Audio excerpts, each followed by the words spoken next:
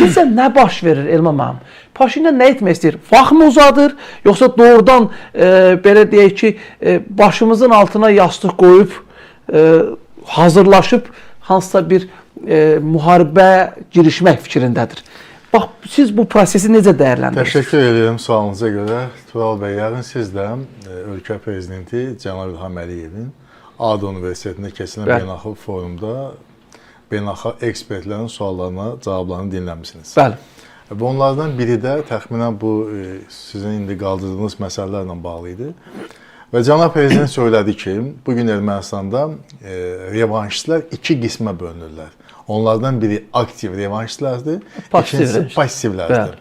Aktivlər bizim üçün bəllidir, yəni onlar hansı ki, bütün bu Ermənistanla Azərbaycan arasında heç bir razılaşmanı istəmirlər, heç bir sülh istəmirlər və ərazi iddialarından çıxış edirlər, bunlar bəllidir.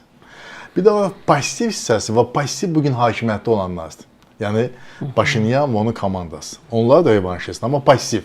Həm də onlar hakimiyyətdə olduğundan məhsuliyyət onların üzərindədir. Və situasiyanı daha düzgün qiymətləndirmək üçün informasiya bolluğuna malikdirlər.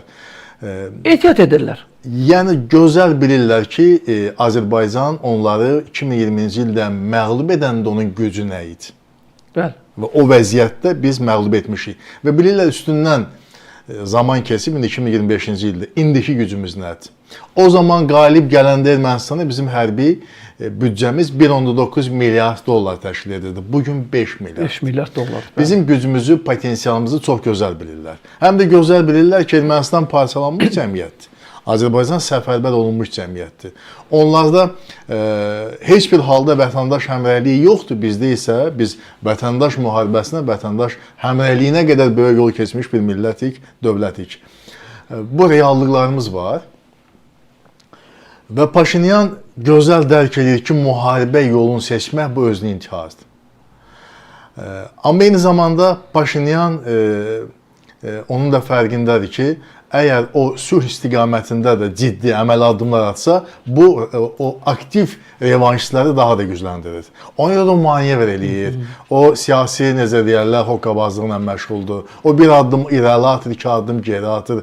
O bir yandan öldürücü, dağıdıcı silahlar alır, bir yandan sülhdən danışır. O bir yandan Fransadan, Hindistandan, digər ölkələrdən müasir silahlar alır.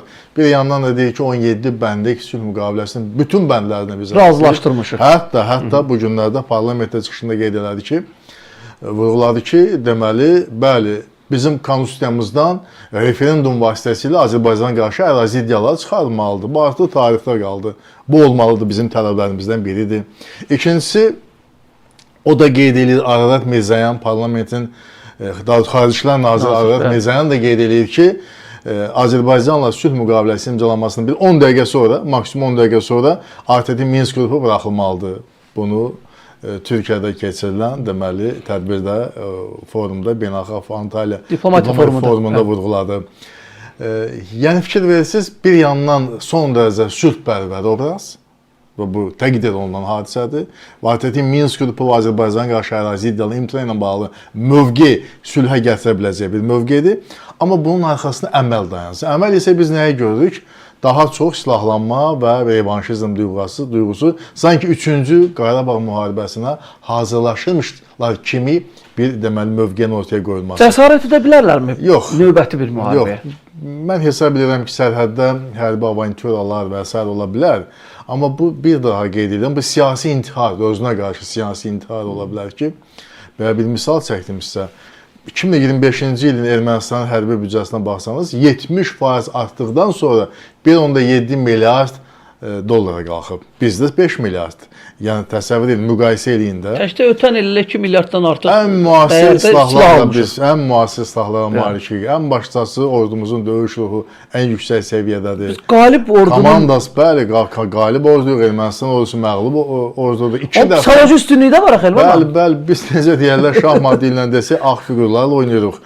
Və eyni zamanda Paşinyan o dövlət rəhbəridir ki, 2 dəfə demək olar ki, kapitulyant aktına imza atıb. 2020 və 2023-cü il reallıqlarını söyləyirəm.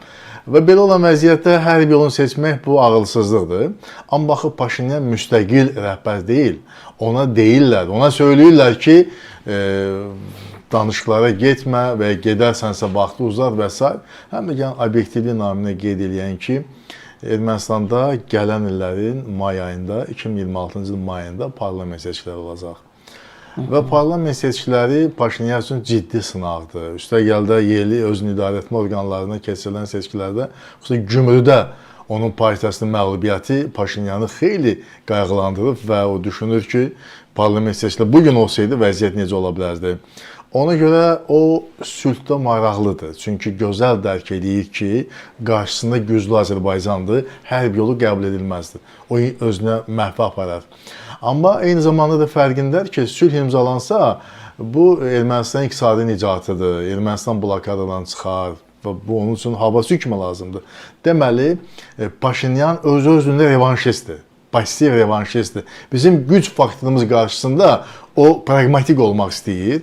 Pragmatik. Amma eyni zamanda ciddi adım da ata bilmir. Amma bu proses, bilirsiniz, Turanla, o proses ki, obyektiv prosesdir, təbii prosesdir, onun qarşısını almaq mümkün deyil.